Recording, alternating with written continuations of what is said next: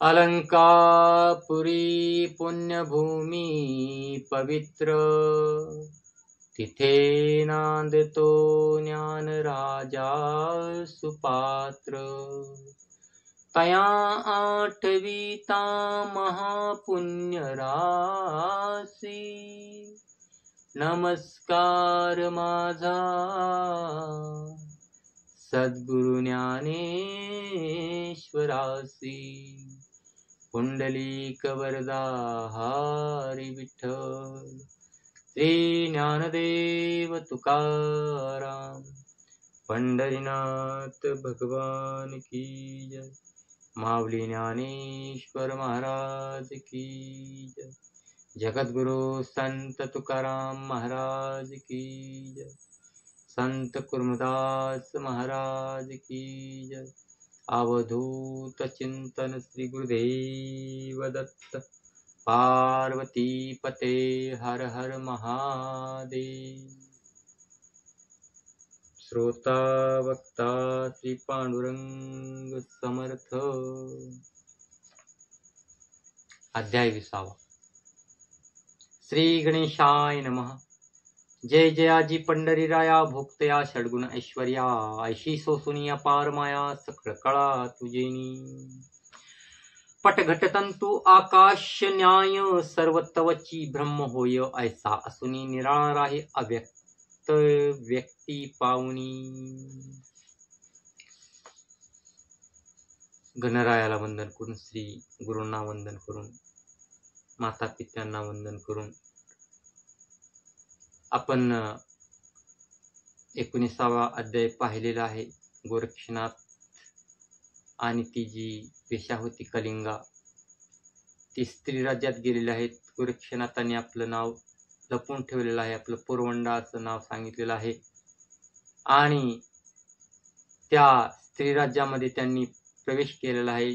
गोरक्षनाथांनी विविध अस्त्रांचा वापर करून त्या सीमेवरती अस्त्र प्रेरून ठेवलेले आहेत, मोहिनीअस्त्र, नागास्त्र आणि स्पर्शास्त्र, आणि ते स्त्री राज्यात गेलेले आहेत। त्यानंतर आपण पाहिलेलं आहे हनुमंत, आपले पवनसुत हनुमानजी महाराज तिथे आलेले असताना त्यांना त्या अस्त्रांचा त्रास झालेला आहे आणि ते मूर्छित झाले असताना त्यांनी श्रीरामांचा धावा केलेला आहे।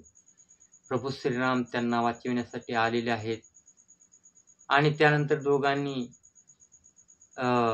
ते विचार केलेला आहे कोण आले असेल बुवा ह्या ठिकाणी, आणि श्रीरामांनी ओळखलेला आहे की हरिनारायणचा जो अवतार आहे गोरक्षनाथ महाराज इथे आलेले आहेत। आणि त्यानंतर तो जो काही कथाभाग आहे तो आपण मागील अध्यायात पाहिलेला आहे। आणि इथं आपल्या पंढरीच्या पांडुरंगाला वंदन करून हा 20वा अध्याय धुंडीसुत मालू महाराज चालू करत आहेत। आणि षडगुण ऐश्वर्य संपन्न असा तो आपला पंढरीचा पांडुरंग अव्यक्त, निर्गुण निराकार आहे, अव्यक्त आहे, परंतु तो सर्वत्र व्यक्त झालेला आहे। आणि अशा प्रकारचा त्या पांडुरंगाला वंदन करून, नमस्कार करून, त्याच्या चरणी लीन होऊन आपल्याला ह्या ठिकाणी धुंडीसुत मालू महाराज हा जो अध्याय 20वा आहे आणि त्यातील जो काही रसाळ वर्णन त्यांनी केलेलं आहे ते सांगू लागलेले आहेत। आणि अशाच प्रकारचे नवनाथांचे संतांचे व्हिडिओ पाहण्यासाठी आपल्या चॅनलला लाईक, शेअर, सबस्क्राईब अवश्य करा, ही नम्र विनंती। की अपार घटी अपार तरणी, व्यापुनी ऐक्य दिशे गगनी, त्याची न्याय मोक्षदाणी, व्याप्त असे सर्वाते, तरी पूर्ण ब्रह्मनाथ वेश, करुणानिधी पंढरीचा दिश, माय कनवाळू जगन्निवास, भक्तवत्सल नटलासे, तरी हे दीनबंधो भक्त व्यापका, पुंडलिक वरदायका, आता पुढे रसना दोंदिका, भक्तिसार वदविका।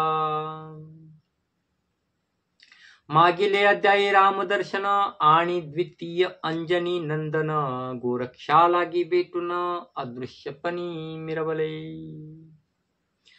असो स्वस्थाना गेला अयोध्यानाथ, एरीकडे अंजनी सुत शृंगमृंडा, जावणी त्वरित सानवेशे नटलासे, गुप्तवेशे राजसदन, पाहता झाला अंजनी नंदन, एकांत सदनी मैनाकिनी पद्मिन, मंचकावरी पहुडली, सुखनिद्रास्यैनी असून परिचारिका गेल्या उठन, ऐसी एकांत संधी पाहून धवळारी तै संचरला, चपळपणे तो मंचकाजवळी, जाऊनी बैसला प्रताप बळी, किलोतळा पद्मिनी कमळी, करपात्री धरियले, व्यक्त होत करकमळ, सावध झाला किलोतळा वेल्लाळ, तो दृष्टी देखिला अंजनी बाळ, चरणावरी लोटिली, किलोतळा आणि मैनाकिनी, तृतीय नावे जिये पद्मिनी, या परी श्रोते बोलती कल्पनी, कवण अर्थे हे नामे, तृतीय अभिधाना ती दुहिता, झाली असे कवनार्था, मग त्या कल्पनी वाक्सरिता, व्यक्ती घेणे मिरवली, ऐसा पाहुणी श्रोतिया आदर, बोलता झाला कवी सादर, तृतीय भिन्न भिन्न प्रकार, कैशा रीती ऐका त्या, तरी पर्वता माझी मंदरगिरी, जंबूद्वीप त्याची प्रथम पायरी, या परी सिंहल द्वीपाची दुसरी, मेरू मांदार आहे की, या परी सिंहल द्वीप भुवनी, स्त्रिया जितक्या असती पद्मिनी, त्यातही मुख्य मैनाकिनी, स्वरूपवंती निर्वतसे, तो एके दिवशी अभ्यंग करुणी, उभी राहिली धवळारी जाऊनी, ते सहज दृष्टी दिशागमनी, आकाशाते पाहतसे, हस्ती झगटते कबरी भार, तोवर दृष्टी जाऊनी गोचर, उपरिचर वसू विमानावर, आरूढ होऊनी जातसे,